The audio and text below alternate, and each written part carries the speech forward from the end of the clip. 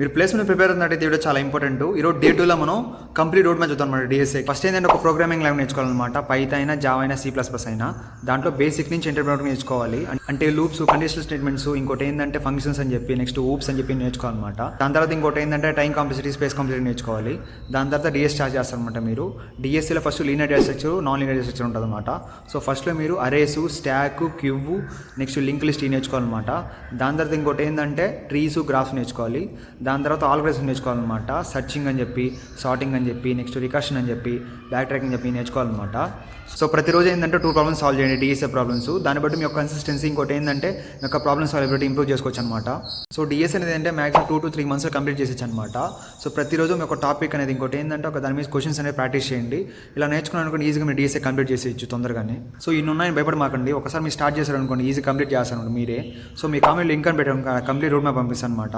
దాన్ని యూస్ చేసుకొని మీరు ఈజీగా డిఎస్ఏ నేర్చుకోవచ్చు. ఇంకోటి ఏంటంటే మీరు ప్రతి ఒక్క ఇంటర్వ్యూ అనేది క్రాక్ చేయొచ్చు అనమాట ఆ యొక్క రోడ్ మ్యాప్ యూస్ చేసుకొని. ఇలాంటి యూస్ఫుల్ కంటెంట్ కోసం మన అకౌంట్ ఫాలో అవ్వండి. రేపు కలుద్దాం.